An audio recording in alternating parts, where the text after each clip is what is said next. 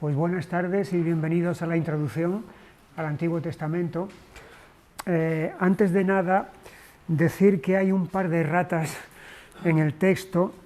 En la página 22, donde está el diagrama, es el esquema de las plagas de Egipto. En la segunda, en la de ranas, veis que pone Éxodo 8, 1 al 15 y luego 67, ¿no? El 67 es el error.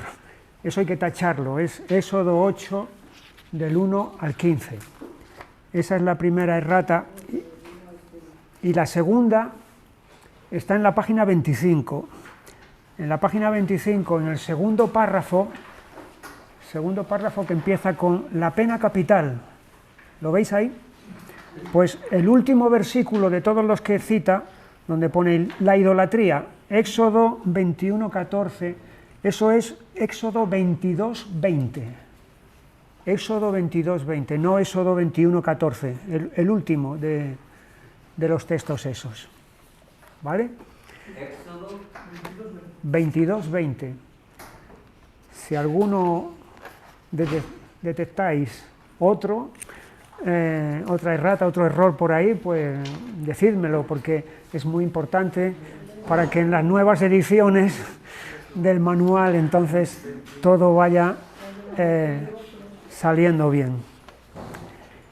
Entonces, habíamos entrado en el libro de Éxodo y habíamos visto que se puede dividir en tres partes que están presididas por las palabras redención, ley y morada, de acuerdo a los grandes temas que este libro tiene que tratar. Antes de pasar, de seguir más adelante, donde nos habíamos quedado, tal vez sería interesante citar un par de pasajes que, no sé a vosotros, pero a mí algunas veces me causaron preguntas o dificultades. El primero de ellos lo tenemos en el capítulo 4, en el versículo 24, o mejor vamos a leer desde el 22, Éxodo 4, 22, y dirás a Faraón, el Señor ha dicho así, Israel es mi hijo, mi primogénito, y ya te he dicho que dejes ir a mi hijo para que me sirva, mas no has querido dejarlo ir. He aquí yo voy a matar a tu hijo, tu primogénito. Y aconteció en el camino que en una posada el Señor le salió al encuentro y quiso matarlo. Entonces Séfora tomó un pedernal afilado y cortó el prepucio de su hijo y lo echó a sus pies, diciendo, a la verdad tú me eres un esposo de sangre. Así le dejó luego ir, y ella dijo, esposo de sangre a causa de la circuncisión. Y es una escena que puede resultar un poco difícil de entender el significado, en el sentido sobre todo del versículo 24. Aconteció en el camino que en una posada el Señor le salió al encuentro y quiso matarlo. ¿Y a quién quiso matar? Dios.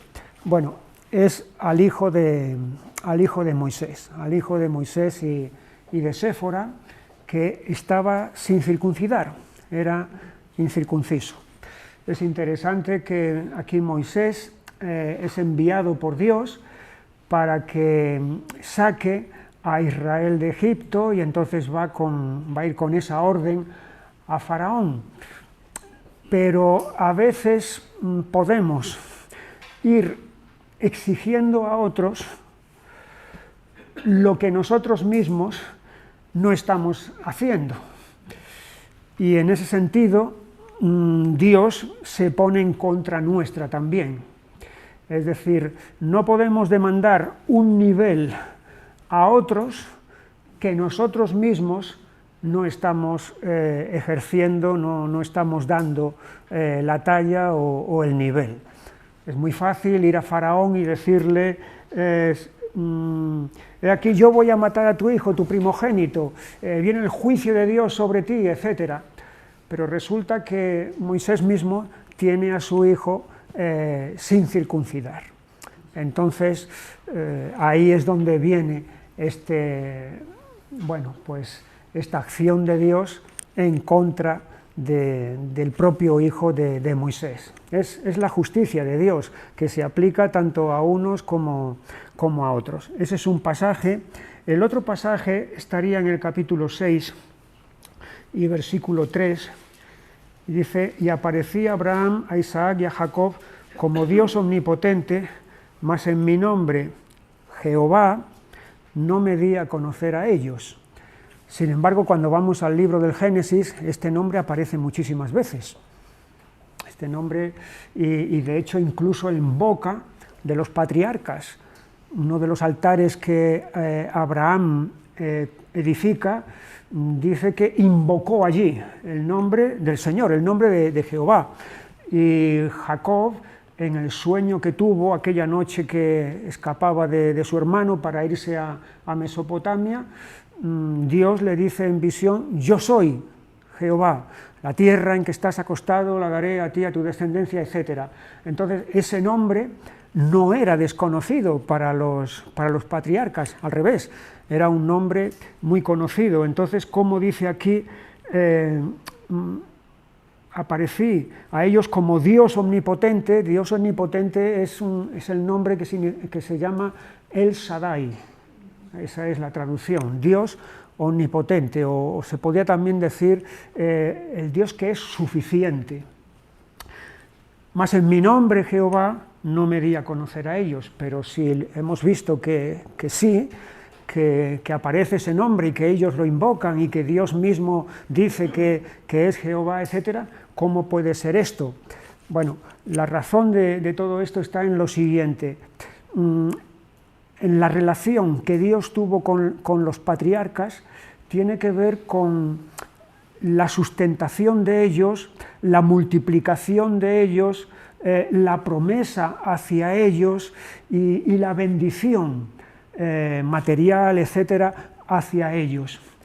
Pero este nombre Jehová está relacionado con la salvación de Israel, con la salvación de su pueblo. El nombre Dios omnipotente se refiere, tiene que ver más a esos otros aspectos que he dicho antes, de sustentación, de multiplicación, de bendición, pero este nombre concretamente tiene que ver con el hecho de que Dios va a salvar a Israel de Egipto. Si vamos al capítulo 3 y versículo 15, además dijo Dios a Moisés: así dirás a los hijos de Israel: Jehová, el Dios de vuestros padres, el Dios de Abraham, Dios de Isaac y Dios de Jacob, me ha enviado a vosotros. Este es mi nombre para siempre, con él se me recordará por todos los siglos. Ve y reúne a los ancianos de Israel y diles: Jehová, el Dios de vuestros padres, el Dios de Abraham, de Isaac y de Jacob, me apareció diciendo: en verdad os he visitado y he visto lo que se os hace en Egipto, y he dicho: yo os sacaré de la aflicción de Egipto a la tierra del cananeo, del eteo, del amorreo, del fereceo, del heveo y del jebuseo, a una tierra que fluye leche y miel. Yo os sacaré de la aflicción de Egipto. Eso tiene que ver con redención, eso tiene que ver con salvación. Es una experiencia que ni Abraham, ni Isaac, ni Jacob experimentaron. Ellos experimentaron otro tipo de experiencias. Y por eso, en ese sentido, conocieron a Dios en esas facetas.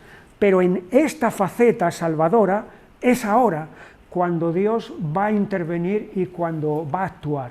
De tal manera que este nombre de Jehová es a partir de este momento cuando se va a manifestar en esa dimensión salvadora. Ya dijimos que este nombre Jehová procede de la palabra ser. El nombre de Dios, yo soy el que soy, de ahí se deriva este nombre entonces que es Jehová, es decir, sería el que es. A propósito también, para aclarar sobre este nombre en hebreo tiene 4 letras, como os he puesto ahí, que son todas consonantes, pero sabemos que necesitamos las vocales para poder pronunciar una palabra, porque solamente con consonantes es imposible hablar. Pero sin embargo, no solamente los hebreos, sino que las lenguas semíticas, los árabes, los cananeos, los etíopes, etcétera, utilizaban solamente consonantes y suplían las vocales al principio simplemente de memoria, pero luego se hizo necesario fijar las vocales para darle sentido verdadero a la palabra, porque, por ejemplo, si yo escribo la palabra MR, las dos vocales MR, las dos consonantes sin vocales, eso puede ser mar, mero, miro, muro, moro. Es decir, si solamente escribo MR, puede significar muchísimas cosas. Necesito ponerle vocales para dar con el significado exacto de la palabra a la que me quiero referir. Entonces, como este nombre solamente tenía consonantes como las demás palabras en la escritura hebrea, fue por lo que posteriormente unos señores, unos estudiosos hebreos que se llamaban los masoretas, fueron los que inventaron el sistema vocálico entonces para fijarlo en la Biblia.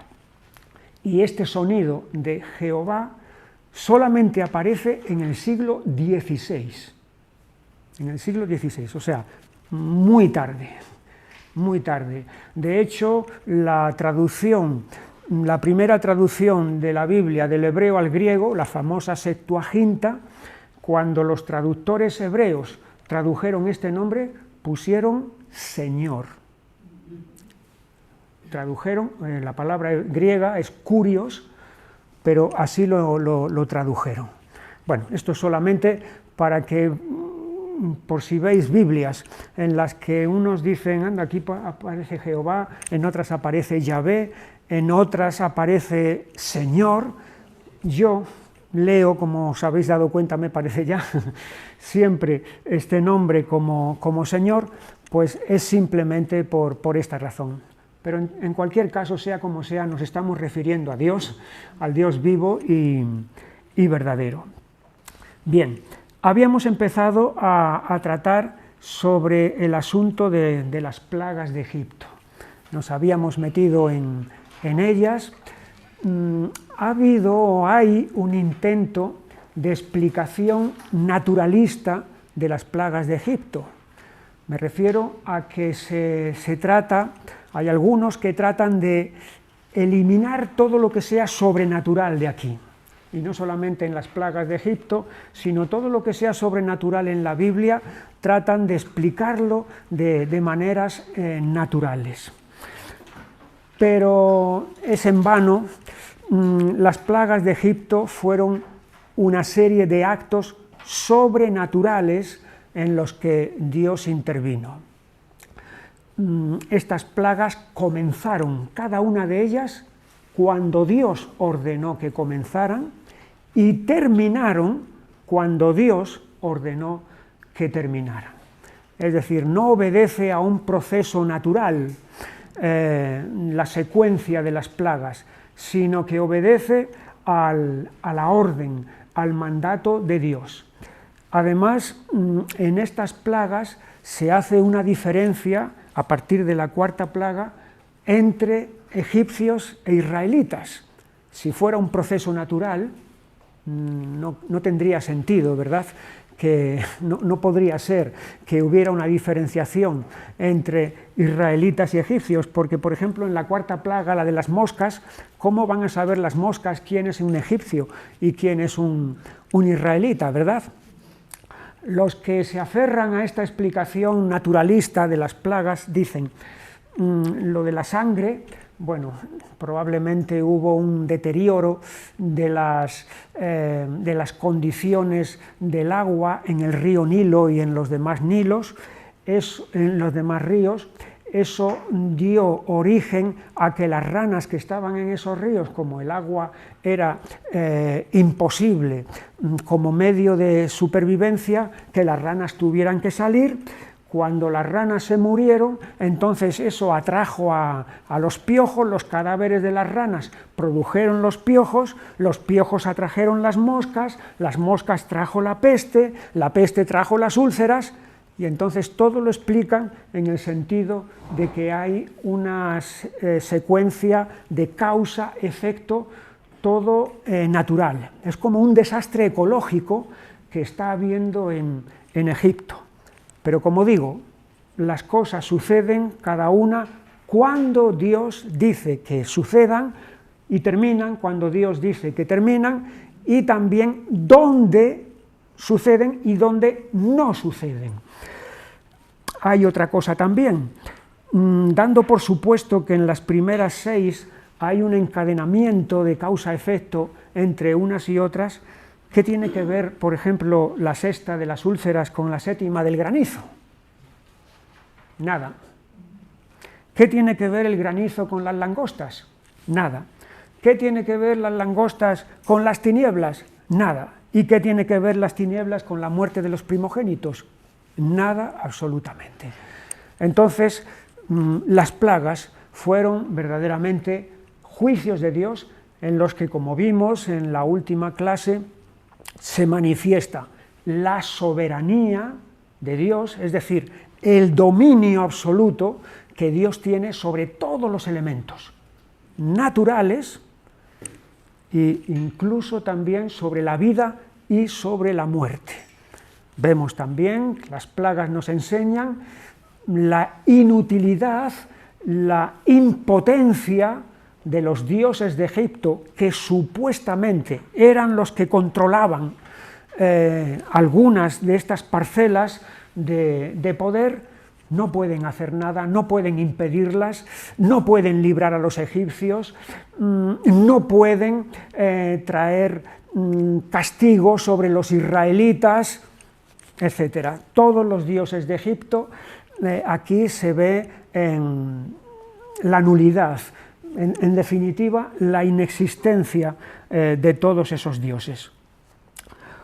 Uno de los detalles importantes que se aprecia a lo largo de todo este proceso, desde que Moisés llega a Egipto para decirle a Faraón que deje salir a Israel de allí, es el endurecimiento de este hombre, de Faraón. Y los pasajes del endurecimiento de Faraón se pueden dividir en 2 categorías. Hay un endurecimiento judicial, podemos llamarlo endurecimiento judicial, porque es de parte de Dios. Dios endurece el corazón de Faraón, y hay un endurecimiento natural propio de Faraón, cuando dice que endureció Faraón su corazón.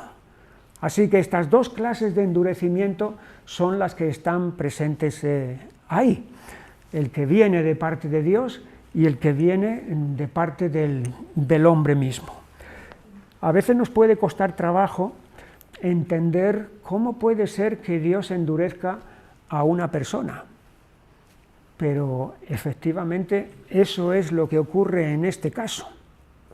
Y ese endurecimiento tiene un propósito, y ese propósito es la propia gloria de Dios. Dios se va a glorificar en el endurecimiento de este hombre. Si vamos a Éxodo, al capítulo 9 y versículo 16, dice: y a la verdad yo te he puesto para mostrar en ti mi poder y para que mi nombre sea anunciado en toda la tierra. Yo te he puesto. Es decir, aquí vemos a Dios como otra vez el soberano, el que manda, incluso sobre el que más manda, ahí en Egipto, pero Dios está por encima. Entonces yo te he puesto. Tú solamente eres un instrumento que yo he escogido para mostrar en ti mi poder y para que mi nombre sea anunciado en toda la tierra. En definitiva, para glorificarme por medio de ti. es lo que dice, por ejemplo, en el Salmo 76 y versículo 10.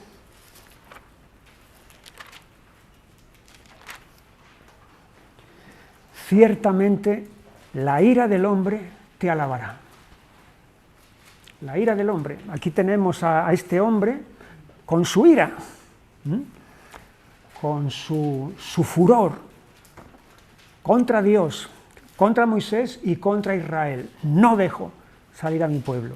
Pero aquí está diciendo este salmo, este principio, esta gran verdad, que ciertamente la ira del hombre alaba a Dios, glorifica a Dios, exalta a Dios. Y efectivamente eso es lo que se ve en todo ese proceso de las plagas y después también del hundimiento de su ejército en el Mar Rojo. Y otra vez este mismo principio de que Dios emplea y usa al perverso y al malo para sus propios designios, lo volvemos a ver en el libro de Proverbios, en el capítulo 16 y versículo 4. Dice, todas las cosas ha hecho el Señor para sí mismo y aún al impío para el día malo. Todas las cosas las ha hecho el Señor para sí mismo, porque ha querido. Y hasta el impío, es decir, no solamente las cosas buenas o las cosas favorables, sino que incluso alguien malvado, el Señor lo pone, lo tiene y lo utiliza para sus propios propósitos, de manera que todo aquel que le hace la guerra a él, o todo aquel que emprende contra él, como Faraón, un enfrentamiento total, eso en definitiva solamente va a resultar para la propia glorificación de Dios y el cumplimiento de los planes de Dios. Así que ahí tenemos el endurecimiento de Faraón. Este caso lo va a tomar el apóstol Pablo en la carta a los Romanos cuando hable de la elección para salvación y de la elección para perdición.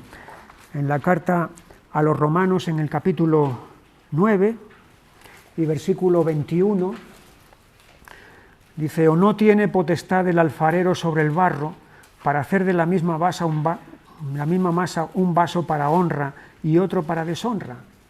La respuesta es, pues claro que tiene potestad. Un alfarero puede hacer lo que quiera con el barro. No tiene que pedirle permiso al barro. A ver, ¿cómo puedo hacerte así? ¿O quieres que te haga? Sería ridículo.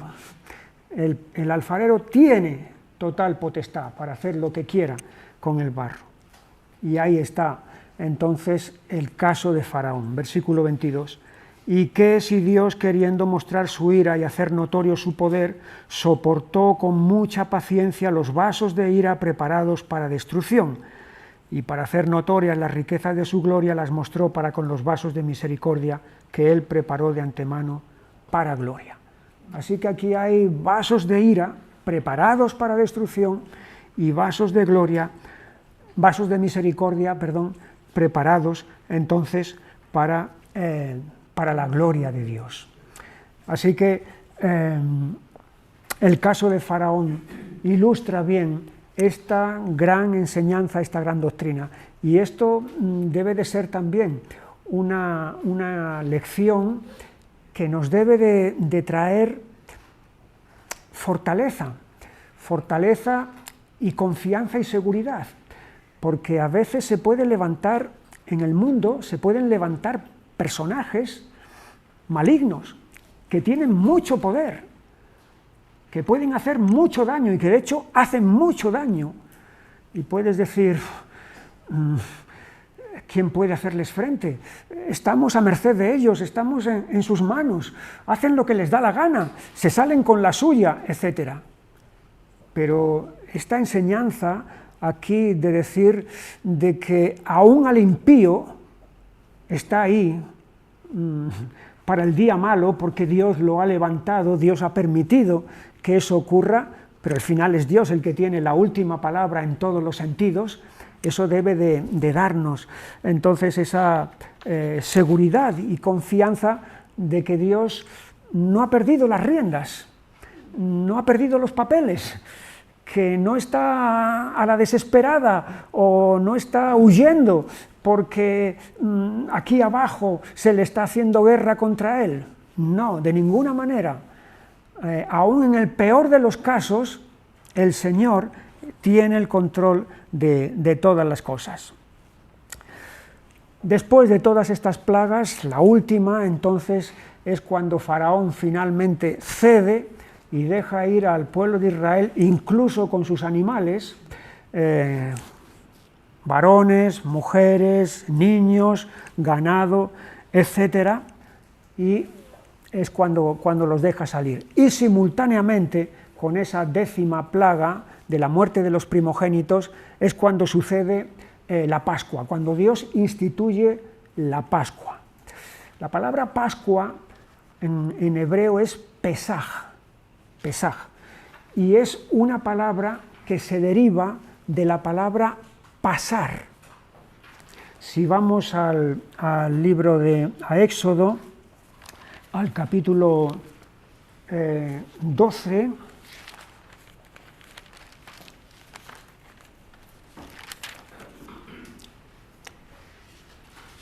y versículo 13, y la sangre os será por señal en las casas donde vosotros estéis, y veré la sangre y pasaré de vosotros, y no habrá en vosotros plaga de mortandad cuando hiera la tierra de Egipto. Y otra vez en el 23, porque el Señor pasará hiriendo a los egipcios, y cuando vea la sangre en el dintel y en los 2 postes, pasará el Señor aquella puerta y no dejará entrar al heridor en vuestras casas para herir.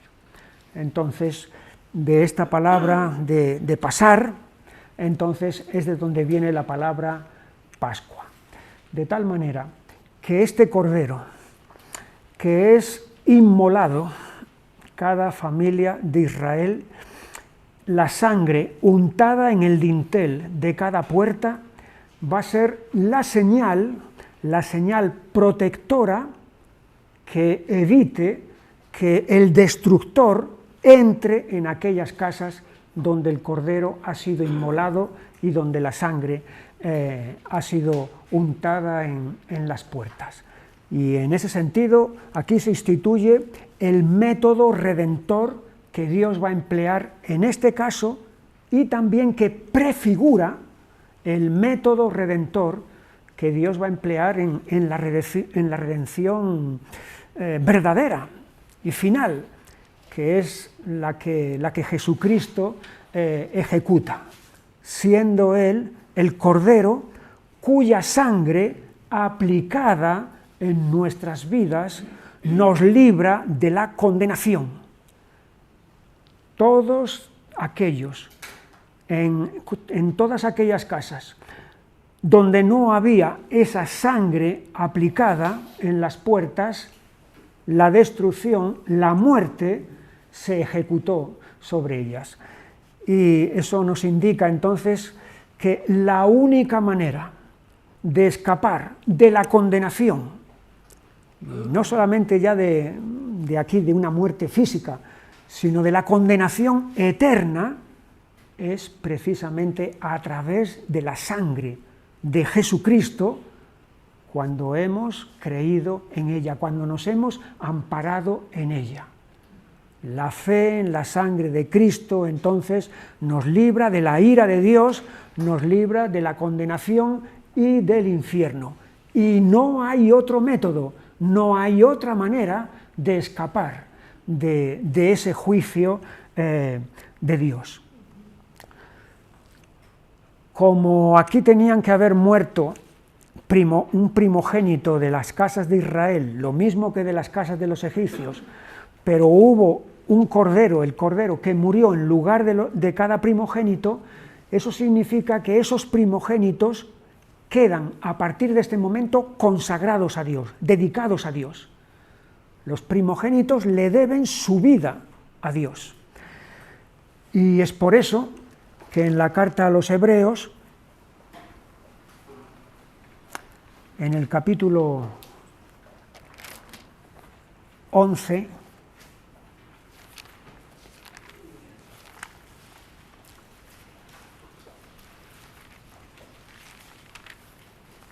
no, perdón, 12, en Hebreos 12, o 20, mejor, 12, 22.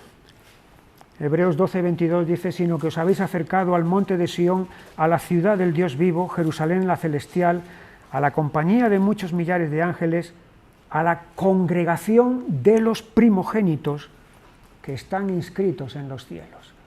Y en este sentido, los primogénitos son los salvados,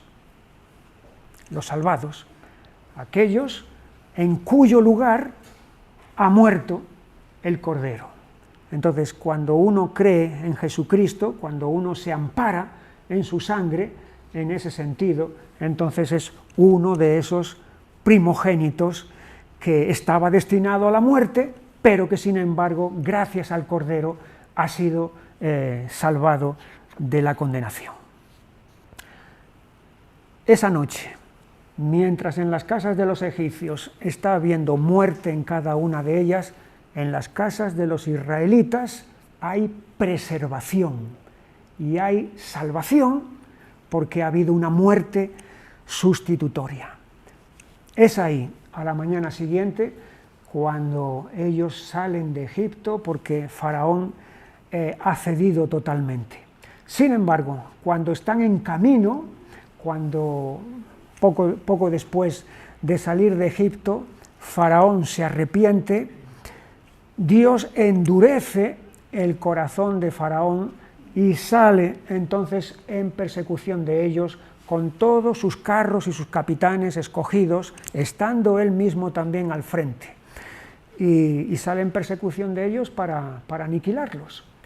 Y ahí es donde vemos la escena esa, el Mar Rojo por un lado cerrándolos el paso y por otra los egipcios viniendo detrás, de tal manera que parecen una presa fácil, parece que todo se ha acabado, y ahí es donde va a venir la intervención soberana de Dios, sobrenatural de Dios, otra vez para abrir el Mar Rojo, para que su pueblo pase, y cuando los egipcios intenten hacer lo mismo, las aguas del Mar Rojo se van a cerrar y los van a sepultar a todos.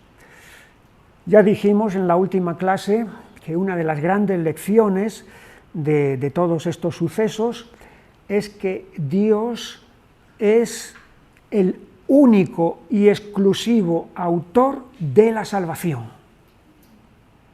El único autor de la salvación es Dios. No necesita que su pueblo le eche una mano, no necesita que alguien coopere o colabore para hacer algo, él hace el 50% o el 80% y luego necesita un tanto por ciento que otro ajeno le ayude. Todo lo que aquí sucede es Dios solo el que lo está haciendo, de tal manera que la gloria de la obra de la salvación le pertenece a Dios solamente. Lo mismo que dijimos con la obra de la creación es una obra exclusiva de Dios, no necesitó de ayudantes. En la obra de salvación no necesita de ayudantes tampoco. Él se basta y se sobra a sí mismo para hacer todas las cosas. No importa todos los obstáculos y todos los enemigos que se lo pongan delante, todos ellos serán igualmente derrotados. Y es por esto entonces que viene este capítulo 15 de Éxodo, donde tenemos esa expresión de júbilo, de alabanza en forma de cántico, el cántico de Moisés y María, la hermana de Moisés.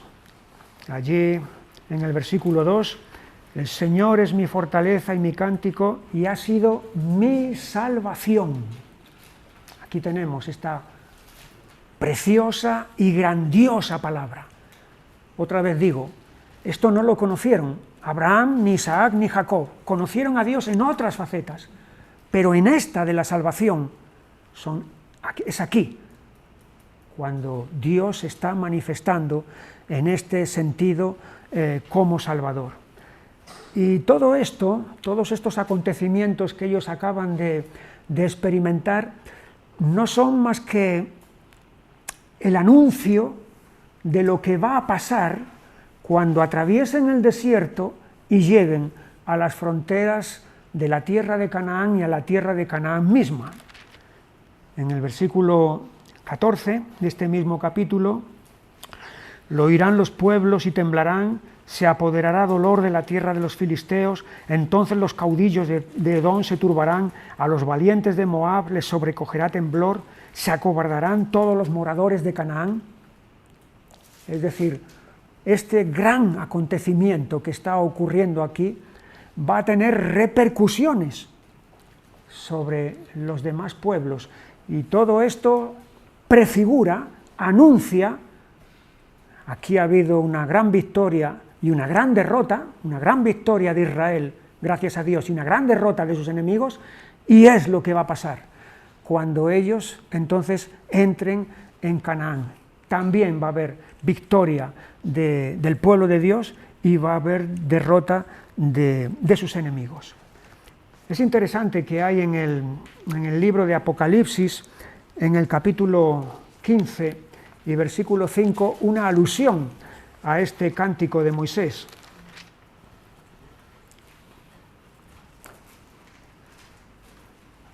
No, 15:3 o 15:2. Vi también como un mar de vidrio mezclado con fuego, y a los que habían alcanzado la victoria sobre la bestia y su imagen, y su marca y el número de su nombre, en pie sobre el mar de vidrio con las arpas de Dios, y cantan el cántico de Moisés, siervo de Dios, y el cántico del Cordero, diciendo: grandes y maravillosas son tus obras, Señor Dios Todopoderoso, justos y verdaderos son tus caminos, Rey de los santos. ¿Quién no te temerá, oh Señor, y glorificará tu nombre? Pues solo tú eres santo, por lo cual todas las naciones vendrán y te adorarán, porque tus juicios se han manifestado. Aquí tenemos entonces un momento de júbilo, de victoria, los que han alcanzado la victoria sobre la bestia y su imagen, y su marca y el número de su nombre. Y están aquí también alabando a Dios, y dice, cantan el cántico de Moisés. Es como un eco de aquel canto en Éxodo, entonces está aquí repitiéndose en este momento. Estos sucesos que aquí estamos viendo en esta tarde, siglos después se van a rememorar y se van a poner por escrito en el libro de los Salmos. Los Salmos 78, 81, 105, 106, 114 y 136 se refieren a todos estos acontecimientos, para reflexionar, para recordar, para aleccionar, enseñar. Es decir, que todas esas grandes lecciones no se queden solamente en cosa del pasado. Bueno, eso ocurrió hace muchos siglos y aquella generación, pero no, esto hay que tenerlo presente, esto hay que tenerlo siempre en memoria. Es tan importante lo que Dios ha hecho ahí y los modelos y patrones que Dios ha fijado ahí, que eso es válido para todas las generaciones. Así es como Israel sale de Egipto, y ahí tenéis en la página 23 ese mapa en donde veis en la línea fucsia el itinerario que Israel siguió. Entonces salen de allí, bajan por la península del Sinaí, llegan hasta Sinaí, donde estarán aproximadamente unos 2 años parados, de tal manera que buena parte del libro de Éxodo, todo el libro del Levítico y buena parte de Números, Israel está parado ahí en Sinaí, y a partir de ahí van a subir para arriba, a través de todo el desierto. Como veis, hay una serie de subidas y bajadas, porque hay un momento en el que Dios dice que den la vuelta de nuevo y vuelvan para atrás, para luego otra vez volver a subir hacia arriba. Eso lo veremos cuando lleguemos al libro de Números. Bien, después del capítulo 15, 16 de Éxodo, entonces llegamos al capítulo 17. Una de las cosas que llaman la atención en este libro y sobre todo en el libro de Números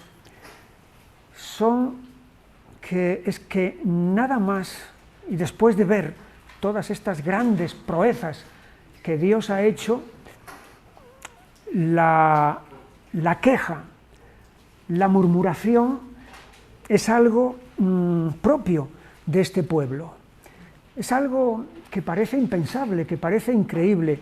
¿Cómo puede ser que un pueblo que ha experimentado cosas tan magníficas y tan grandes, enseguida pueda entrar en este tipo de actitud, de incredulidad y de amargura? Pero eso es lo cierto que va a pasar en la etapa del desierto. Y es una de las grandes también lecciones que se va a recoger en algunos de los salmos, para que las generaciones venideras no sean como sus padres, generación contumaz y rebelde. Salen de allí y entrar en el desierto, falta agua, danos agua para que bebamos, las aguas son amargas, no podemos beberlas, ¿para qué nos has traído aquí? ¿Para qué muramos nosotros y nuestros hijos en el desierto? Etcétera. Cuando falta el alimento, no tenemos pan, no tenemos alimento. Si Dios los ha salvado de la muerte, de la esclavitud, de la opresión más grande que se pueda pensar, ¿no los va a proveer de lo necesario para el sustento diario? Si les ha dado lo más grande, ¿no les va a dar lo secundario? Es lógico pensar que sí, ¿verdad? Pero sin embargo ellos manifiestan esa dureza de corazón y también de entendimiento vez tras vez, que va a exasperar a Moisés y va a enojar a Dios, hasta el punto de que en determinado momento va a decir: ninguno de los que salieron de Egipto va a entrar en Canaán, salvo 2 hombres que fueron Josué y Caleb. Aquí en el capítulo 17 tenemos narrada la guerra con Amalec. Es la primera contienda que Israel tiene. Amalec es un pueblo procedente de Esaú, y entonces vienen por la espalda para tratar de dañarles por la retaguardia, además cuando ellos están cansados, y ahí es donde se va a producir este choque en el que Josué va a dirigir el ejército, pero mientras Moisés va a estar en la cumbre del monte intercediendo ante Dios, y al final lo que decide el curso de los acontecimientos allí abajo no es la fuerza militar, sino que es la intercesión, es la oración de Moisés, que es toda una lección también para todos nosotros. Bien, después del capítulo 18, Jetro, el suegro de Moisés, se encuentra con él, le aconseja sobre los jueces que debe de nombrar para que aligeren la carga que él solo no puede llevar, y en el capítulo 19 llegamos al momento en el que Israel llega a Sinaí. Y como dije antes, ahí es donde va a estar parado casi 2 años. Y es donde Dios va a dar la ley. La palabra ley es una palabra que nos resulta antipática.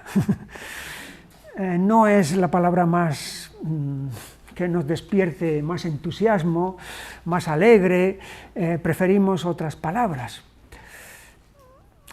Pero vamos a pensar un momento, podríamos tener música si no hubiera, porque hay una ley musical que obedece a unas normas en las que se trabaja con una serie de notas musicales que no están puestas al tuntún, no están puestas de forma desordenada, sino que están puestas de forma armoniosa. Y esa ley musical hace que ese sonido sea agradable a los oídos, ¿verdad? Claro.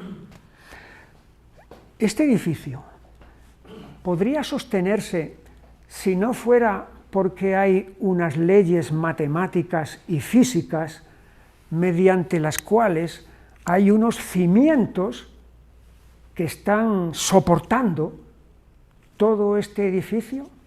¿Se podría hacer esto de cualquier manera y esperar que esto no se derrumbe? Tendrá que hacerse de acuerdo a unas normas, a unas leyes físicas y matemáticas para que esto esté en pie y siga en pie. ¿Podría el universo, con todos los planetas y todos los cuerpos celestes, girar y moverse y funcionar perfectamente si no hubiera unas leyes según las cuales todos esos cuerpos celestes están moviéndose también? Imaginemos por un momento que no hubiera ninguna ley. ¿Qué ocurriría? ¡Qué desastre! ¡Qué cataclismo! ¡Qué colisiones! Sería imposible la existencia. La ley es necesaria para todos los aspectos de la vida. Sin ley no puede haber vida, nada puede funcionar. Lo mismo que ocurre en todos esos aspectos que estamos diciendo. Por ejemplo, este libro, este manual que estamos leyendo, esto está escrito de acuerdo a unas leyes gramaticales. Las letras están puestas de tal manera, no se han puesto en un cubilete, se han echado ahí, a ver qué sale. Hay una ley para que lo que está escrito tenga sentido. Si nos saltamos esa ley y cada uno escribe como le dé la gana, nadie va a entender nada. En el universo moral ocurre también lo mismo. La ley es necesaria. La ley es buena. Y sin ley no se puede vivir. Y si esa ley viene de Dios, no viene de un tirano, viene de Dios, que los ha salvado, que los ha rescatado. ¿Cómo no va a ser buena esa ley? Si es su Salvador, si es su Redentor. Luego esa ley no está hecha para hacerles la vida imposible, para ponerles en una camisa de fuerza. No. Esa ley está para proporcionarles las normas mediante las cuales pueden vivir de forma que es la mejor forma de vivir. Y allí está entonces este orden de los acontecimientos. Primero, Dios saca a Israel de Egipto, lo redime. Segundo, Dios le da la ley. ¿Tiene derecho a darles la ley? Claro que sí, claro que tiene derecho, porque los ha salvado, le deben todo a Él. Luego entonces tiene el derecho pleno de darles la ley. Pero es que además no solamente tiene el derecho, sino que, como estamos diciendo, esa ley es buena intrínsecamente y está diseñada para el bien de ellos, no para hacerles la vida imposible. Al revés. Los 10 mandamientos que tenemos ahí en Éxodo 20, del 1 al 17, están escritos en 2 tablas o en 2 partes. Hay una parte que tiene que ver con nuestros deberes hacia Dios y otra parte que tiene que ver con nuestros deberes hacia el prójimo. Y estoy empleando la palabra deberes, que es la misma que responsabilidades. Hoy vivimos en la era de los derechos, ¿verdad? Derechos. Derechos del trabajador, derechos del soldado, derechos del niño, derechos de la mujer, derechos del ciudadano, la Declaración Universal de los Derechos del Hombre. Cuando tú miras la Constitución española, hay más de 100 veces que se emplea la palabra derecho, más de 100 veces. ¿Sabes cuántas veces se emplea la palabra deber? 12. 12 contra 100, contra más de 100. Es un desequilibrio, muy grande, pero es un desequilibrio que indica la mentalidad en la que estamos viviendo. Todos son derechos y prácticamente responsabilidades o deberes hay muy, muy pocos. Pero aquí está la Declaración Universal de los deberes del hombre. En Éxodo 20, del 1 al 17. Son mis deberes hacia Dios y mis deberes hacia el prójimo. Y si se habla de los derechos del hombre, y los tenemos, claro que los tenemos, pero ¿sabes una cosa? Dios tiene derechos. Dios tiene sus derechos. Derecho de ser reconocido, derecho de ser adorado, derecho de ser servido, derecho de ser obedecido, derecho de ser honrado. Son derechos de Dios. Y además en este caso por partida doble, por creación. Dios tiene derechos sobre nosotros por creación y tiene derechos sobre nosotros por salvación, por partida doble.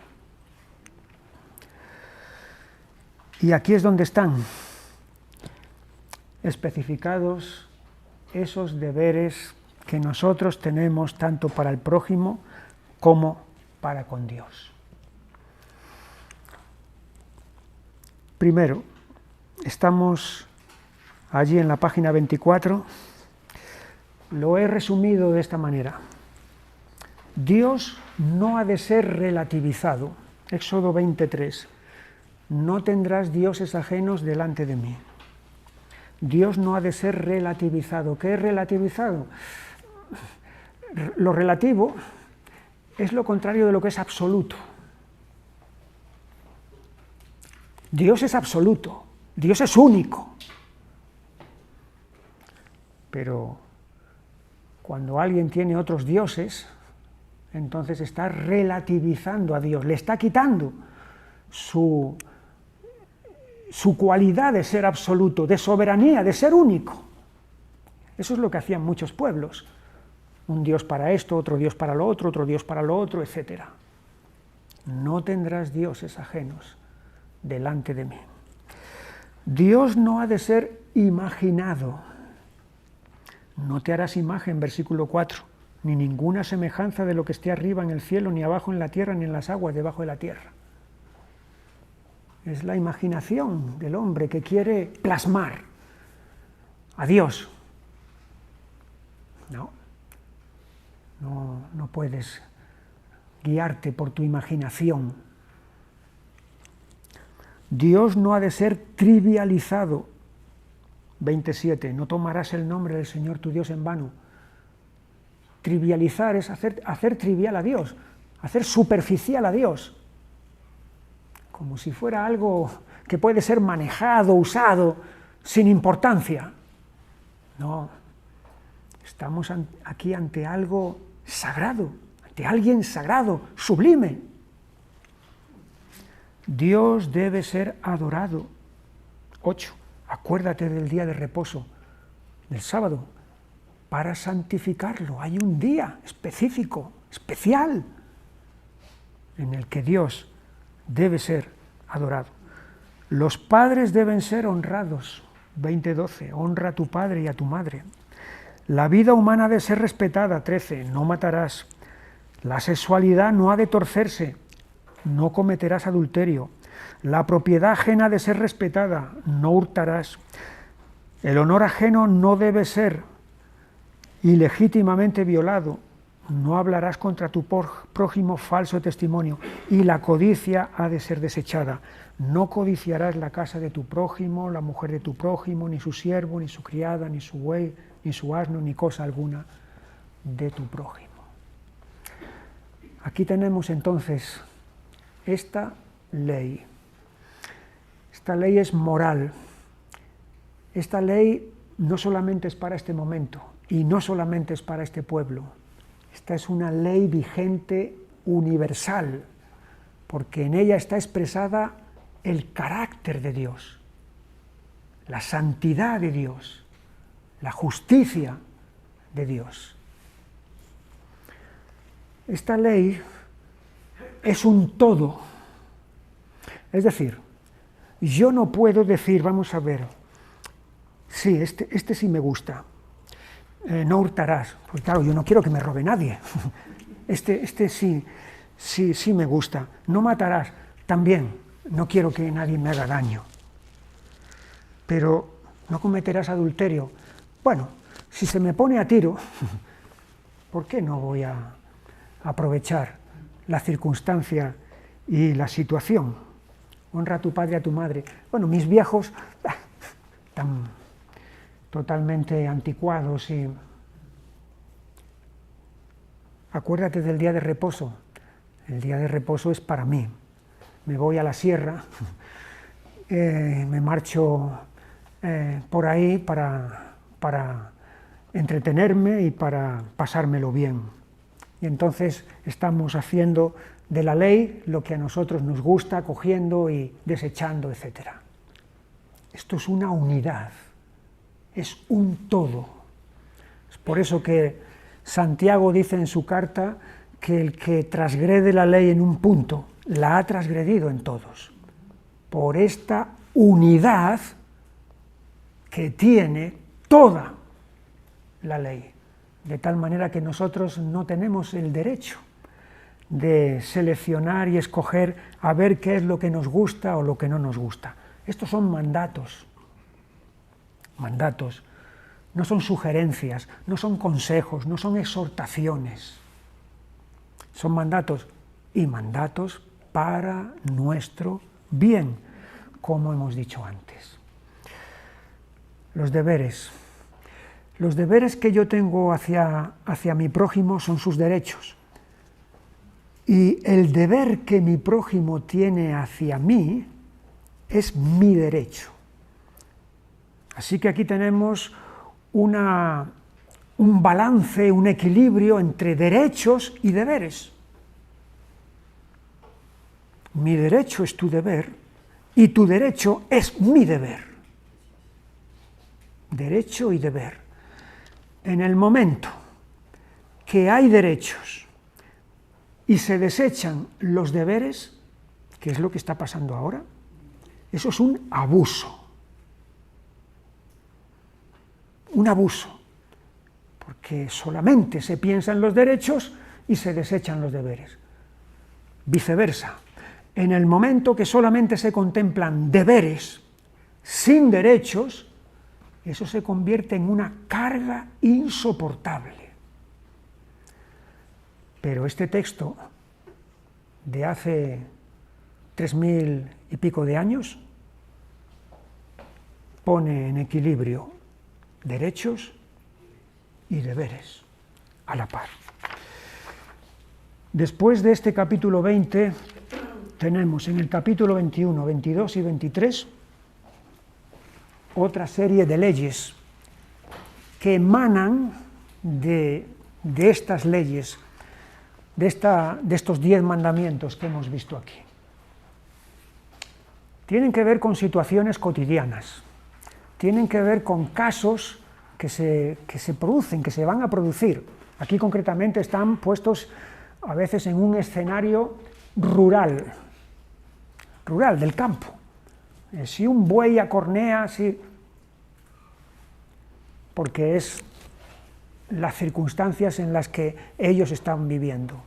También están puestos en un momento en el que hay unas costumbres, una forma de vida que ahora no existe. Por ejemplo, estaba vigente la esclavitud. Eso también se legisla. Es decir, hay leyes penales. Cuando alguien perjudica o hace daño a otro. A veces ese perjuicio puede ser simplemente de cuestiones de pertenencias, pero algunas veces puede ser de algo mucho más grave. Y entonces esas leyes penales ponen el castigo que tiene que recibir la persona que ha infringido y que ha hecho daño al prójimo. Y en ese sentido la idea es de retribución. Retribuir es dar a uno lo que se merece, en justicia. Entonces está la idea de retribución. Y luego hay otras leyes que son humanitarias. Humanitarias hacia los pobres, hacia viudas y huérfanos, hacia extranjeros, es decir, hacia las personas más vulnerables, hacia las personas más débiles de la sociedad. Hay una serie de leyes humanitarias que son protectoras, que indican entonces la generosidad que hay que tener hacia esa clase de personas. Algunas de las leyes penales son muy graves. Está instituida la pena capital para algunos determinados delitos: el asesinato, el secuestro, el ultraje a los padres, el aborto, la brujería, la zoofilia, es decir, hacer actos sexuales con animales, y la idolatría. Todo eso está contemplado bajo pena capital. Y luego está también la ley del talión. La ley del talión es una de esas, de esas partes de la Biblia que los que odian este libro se deleitan en señalar, en decir, fíjate qué crueldad, fíjate que ojo por ojo y diente por diente. Sin embargo, la intención de la ley del talión, lo de ojo por ojo y diente por diente, no es el desquite, ni es la revancha. Esa ley lo que está haciendo es precisamente lo contrario, evitar que uno diga, me has quitado un ojo, yo te quito a ti 2. Me has partido un diente, yo te parto a ti 3. No, se especifica entonces que tiene que haber una retribución, una medida justa. Ese es el sentido verdadero de esta ley, no el de alimentar la venganza y todo ese tipo de cosas. En el capítulo 24 se establece el momento en el que Dios entra en pacto con Israel. ¿Os acordáis del pacto que Dios hizo con Abraham en Génesis 17? Era el pacto de la circuncisión, ¿verdad? Ahí vemos que había una serie de características que aquel pacto tenía. Bueno, pues este pacto que tenemos aquí en Éxodo 24 también tiene una serie de características. Hay unas partes. En un pacto tiene que haber unas partes. Aquí están, Dios y el pueblo. hay un mediador entre Dios y el pueblo, que en este caso es Moisés. Hay una sangre que ha sido vertida de unas víctimas que han sido inmoladas. Hay una declaración que el pueblo hace. Haremos las cosas que el Señor ha dicho y obedeceremos. Hay una bendición como consecuencia de entrar en ese pacto, que es la del versículo 10, vieron al Dios de Israel. Lo tuvieron que ver en alguna forma que fuera asequible para el ojo humano, evidentemente, pero el caso es que vieron al Dios de Israel, eso es una bendición. Y luego también está la comunión, que es cuando comen, no sé dónde está eso ahora. Sí, al fin vieron a Dios, al final del versículo 11, y vieron a Dios y comieron y bebieron. Así que partes, mediador, sangre, declaración, bendición y comunión.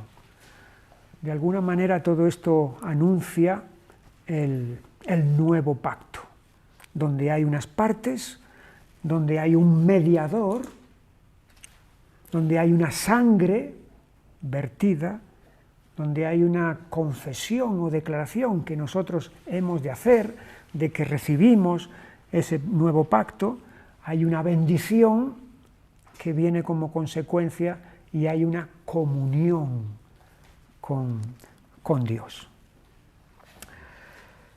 Bien, otros aspectos que tenemos en estos capítulos de estas leyes que estamos viendo, aparte de los 10 mandamientos, son la institución del año sabático. ¿Qué era el año sabático? Que cada 7 años la tierra no debía de ser labrada. La tierra tenía que dársele descanso. Eso no existe hoy en día, ¿verdad? La tierra, una y otra vez, puede ser que se cambien de cultivos o lo que sea, pero aquí se instituye el año sabático. El año sabático enseña la dependencia de Dios. ¿Y qué comeremos, Señor? Si no labramos, ¿qué vamos a comer? Uno puede estar obsesionado con el trabajo, pero tenemos que depender, tenemos que confiar en Dios, y eso es lo que va a enseñar el año sabático. Lo que de suyo produzca la tierra, de eso es de lo que os vais a alimentar.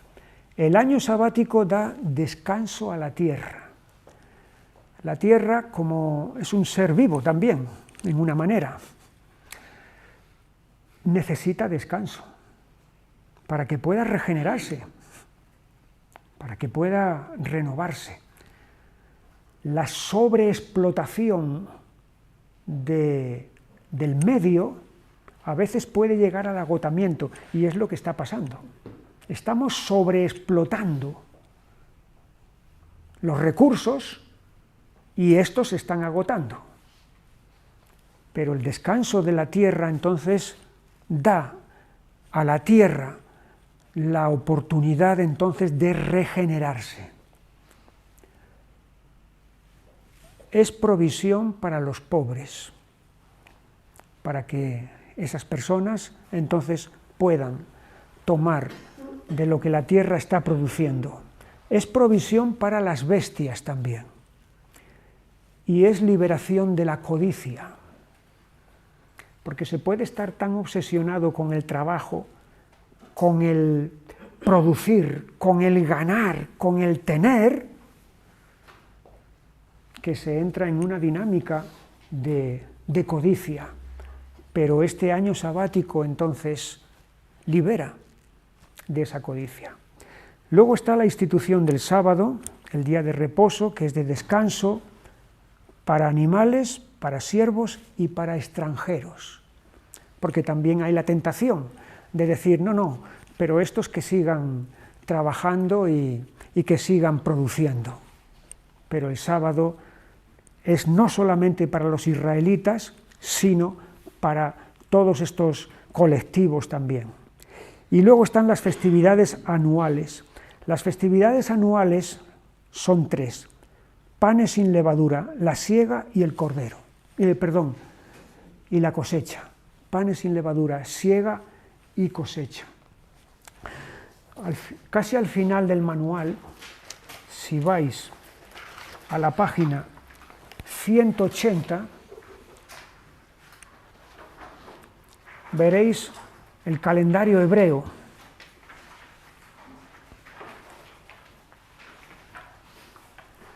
El calendario hebreo está dividido en 12 meses, como el nuestro,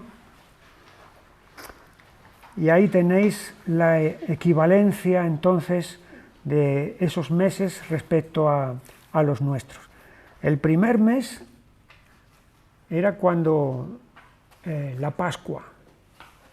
La Pascua significó el comienzo del año religioso.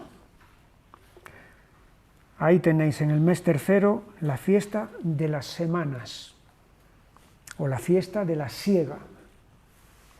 Semanas son porque son 7 semanas después de la Pascua, es decir, Pentecostés. 7 por 7, 49, y 1, 50 es Pentecostés. Ahí está la fiesta de las semanas. Y en el mes séptimo tenéis ahí Año Nuevo, Día de la Expiación y Tabernáculos. Alguno dirá, ¿cómo puede ser Año Nuevo si hemos dicho que la Pascua implica el comienzo del Año Nuevo? Pero es el Año Nuevo religioso, la Pascua, el comienzo del Año Nuevo religioso. Pero el Año Nuevo, ahí en el séptimo mes, es el Año Nuevo civil. Entonces ahí es donde comienza, está el Día de la Expiación y Tabernáculos, que era la fiesta de la cosecha. Panes sin levadura era la fiesta que venía al día siguiente después de la Pascua. Durante 7 días se comían panes sin levadura. La siega venía 7 semanas después, y luego en la salida del año era la fiesta de la cosecha, donde se celebraba la fiesta de los tabernáculos, cuando ellos salían entonces a morar en tabernáculos para recordar la etapa del desierto, cuando moraron en tiendas. 3 ocasiones en las que debían de ir a Jerusalén entonces, y eran ocasiones festivas para celebrar y reconocer ante Dios su salvación, la fiesta de la Pascua, y también su provisión y mantenimiento con la siega y con la cosecha. Bien, entonces llegamos aquí a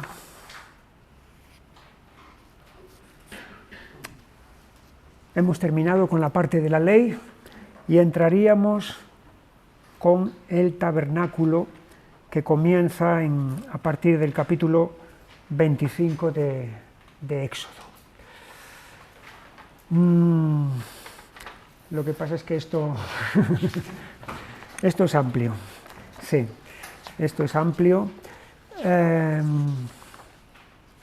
Lo que vamos a ir haciendo, ¿estamos leyendo Éxodo durante estos días? Sí, lo estamos leyendo, ¿no? Vamos a ir leyendo también Levítico. Vamos a ir leyendo Levítico. Levítico es un hueso duro de roer. Pero tenemos que leerlo, tenemos que esforzarnos y bueno, tratar de hincarle el diente, pero Levítico es un libro muy, muy importante para entender cosas que luego en el Nuevo Testamento se van a producir, especialmente para entender el significado de lo que es el pecado, lo que es la expiación, lo que es el perdón. Todo eso tiene que ver con este libro.